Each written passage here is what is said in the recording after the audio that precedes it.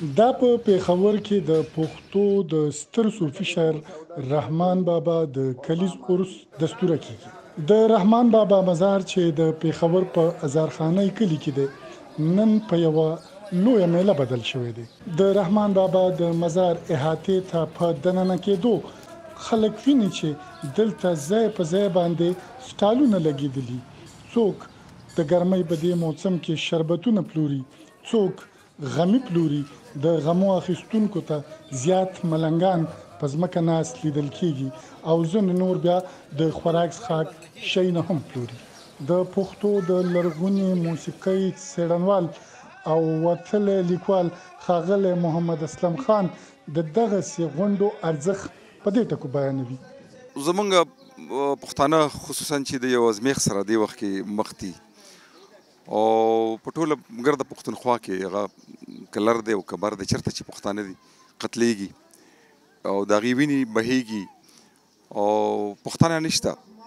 نو بیا په داسې ماحول کې، په داسې لمبه لمبه ماحول کې، داسې د اور په غرغنډو کې، په داسې ماحول کې دا قسمه دستوري ډېر لوی ارزښت لري. مخکې به دا ګڼل کېده چې رحمان بابا یو ملنګ، یو د موسیقۍ سره تعلق لرونکی، او اوس نوي تحقیق دا ثابته کړي ده چې رحمان بابا یو ډېر لوی عالم فاضل سړی و. هغه د ډېرو لویو علماو نه لکه د مولانا محمد یوسف، بیا د کوټ حاجي بادر بابا، بیا د میا کریمداد رحمت الله علیه، میا حلیمداد رحمت الله علیه، د هغې نه فیض هم اخیستی و. او بیا چې د مولوي عبدالحق په پېښوري باندې یادېدو، د هغې نه فیض هم اخیستی و، د هغې شاګرد هم و. ډلې ډلې زایرین په ازارخانه کلي کې د رحمان بابا مزار ته راځي چې په دې کې زیات شمیر زنانه او ماشومان هم لیدل کیږي. دوی د رحمان بابا په مزار باندې د خپلو مرادونو پوره کېدو دعاګانې غواړي. خو یو زیات شمیر شاعران هم بیا نن د رحمان بابا په مزار موجود دي او دلته یې د نورو کلونو په څیر یوه درنه مشاعره را جوړه کړې ده. زه چې په قام کې د پښتون هر یو مغول اوسېږو، زمونږ ازغي ته چې بد ګوري دغه ګل اوسېږو. دغه مالیار چې د مالیار په نوم چمن لوټ کوي، دغه لوټمار دغه دشمن چې د بلبل اوسېږو. زه چې په زور د خپل وطن کې خپل اختیار راولو، مونږ چې جز نه مني زه چې دغه کل اوسېږو. چې اوچتېږي د نادار په مخ د پړق لپاره، نادار زه چې د بادار دغه منګول اوسېږو. تا مې د غرور وزر مات کړی دی، ما چې تنده ستا په در مات کړی دی. ښکلې د لمر مخ کې به سپوږمۍ سوي، ښکلې د لمر مخ کې به سپوږمۍ سوي، ما دې د ښکلا اثر مات کړی دی.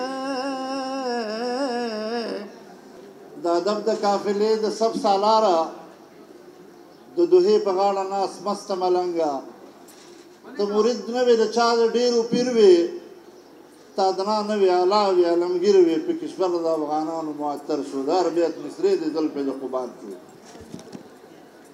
د ګل خان و جمال خان په غم غمجنه، راشه نن د پښتونخوا اغستی اور دی، هېڅ خبر نه یو له دغه حقیقته چې ورور ولې قاتل شوی د خپل ورور دی. رحمان بابا چې د خپل دور یو ډېر لوی عالم فاضل شاعر ګڼل کیږي، د هغه شعرونه نه یوازې په پښتو ژبه موجود دي بلکې په اردو، فارسی، عربی او انګریزي ژبه هم ژباړل شوي دي او اوس د هغه فکر په ټوله نړۍ خور شوی دی. د پښتو وتلی څېړنکار ښاغلی ډاکټر سهیل انشا د رحمان بابا د ژباړل شوو آثارو په هکله وایس اف امریکا ډیوه ته داسې وویل: دا دی چل دی چې د رحمان بابا کلام ټولو کې اول چې موږ ته کم ملاویږي ملاوېدو حالت کې، هغه په 1856 کې لکه د 1959 د جنگ آزادۍ نه یو کال مخکې په اردو ژبه کې ترجمه شوی شیخ واجد علي شاه او مولا عبدالله جي دی کړی وی د په اردو کې. نو هغه په هغې کې دا لیکل دي چې دا کلام وی دې نه مخکې په فارسي ژبه کې د رحمان بابا د کلام ترجمه شوې ده، وی د هغې په مدد سره مونږ چاپ کوو یې. نو هغه د فارسي کلام افسوس دی چې تر اوسه پورې نه میلاوي. دغې نه پس بیا د ترجمو یو بهیر شروع شو. د ده د کلام ترجمه امیر حمزه شینواري کړې ده تاسو ته پته ده په اردو ژبه کې پروفیسر طه خان کړی ده په اردو ژبه کې. ته به وایې چې دې دوو تنانو ته په اردو ژبه کې څه ضرورت دی چې یو که خو بل کافي وه که نه. امیر حمزه شینواري صاحب رحمت الله علیه هغه دا کار کړی دی چې ترجمه آزاده کړې ده. پروفیسر طه خان صاحب دا کار کړی چې د رحمان بابا کافیه او ردیف هغه برقرار ساتل دي، کې بالکل څه چیړ نه دی کړی. دې نه علاوه پر انګلیش کې د رحمان بابا د کلام ترجمې یو خو ګلخان یوسفزي کړې ده، پرنسپل تیر شوی، او بله ډاکټر رابرټ سیمسن کړې ده، ایډورډز کالج کې پروفیسر و. داسې نورم تیتو پرک ترجمې ډېرې شوي دي چې هغې شمېر د حد نه وځي. ښاغلی عبدالستار سیرت چې یو افغان خبریال او لیکوال دی، هغه هم د رحمان بابا د کلیز عرس ته راغلی. وایي رحمان بابا یوازې د کوزي پښتونخوا د پښتنو شاعر نه دی، بلکې د افغانستان او د نړۍ ټول پښتانه ورسره له حده وتلې مینه لري. د رحمان بابا د شاعرۍ او د رحمان بابا د هغه د ادب چې کوم پښتو ادب ته هغه کار کړی دی، زما په فکر د کوزي پښتونخوا شاعران د خوا نه درنوي، خو څومره قدر چې د بري پښتونخوا په شاعرانو لري نو په نورو ځای کې نه لري. او کومې څېړنې چې د رحمان بابا په ژوند باندې شوي دي، په ادب باندې شوي دي، او پښتو ادب ته په هغه کار څومره هغه کار کړی دی، نو دومره کار زما په فکر باندې چې کوزو پښتونخوا دې شاعرانو پرې نه دی کړی. ځکه دلته په دې پېښور کې به تاسو وګورئ چې د رحمان بابا په نامه باندې یو داسې تعلیمي مرکز، ادبي مرکز نه دی نومول شوی.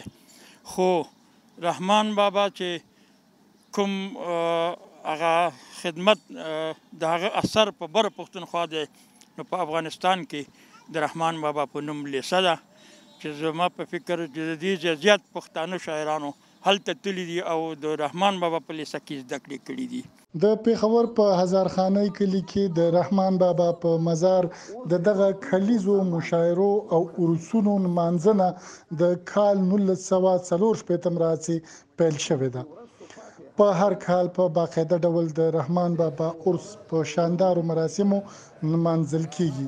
د تیرو 3 کلونو راځي په پېښور کې د امن د خرابې وضع له امله د دې عرسونو نمانځل هم ځنډېدلي وو، ولې اوس 3 کاله کېږي چې بیا دغه لړۍ دوام موندلی دی. د پښتنو د دغه لوی علمگیر شاعر رحمان بابا د ژوند حالات ډېر واضح نه دي. محققینو د هغه د شعرونو نه د هغه د ژوندونې د زمانې او د مړینې د وختونو احاطه کړې ده. ځینې څېړنې ښایي چې هغه په 1453 کې پیدا شوی، خو ځینې محققین بیا دغه زمانه 1422 ښایي. همدغه رنګ د هغه د وفات زمانه 1906 هم ښودل کېږي او 1911 هم ښودل کېږي. هر څوک د رحمان بابا د ژوند او مرګ زمانې مشکوکی دي، ډېرې واضح نه دي، خو د رحمان بابا د فکر لوړتیا دومره واضح ده چې په ټوله نړۍ کې شهرت پیدا کړی دی. د پښتنو په ټولنه کې د رحمان بابا کلام نه یوازې په کورونو، حجرو، بازارونو او پولو پټو ویل کېږي، بلکې په منبر هم ویل کېږي. او اوس خو پښتنو دپاره د رحمان بابا شعرونه لکه د متلونو غوندې ارزښت لري. فاروق فراق، وایس اف امریکا، ډیوا.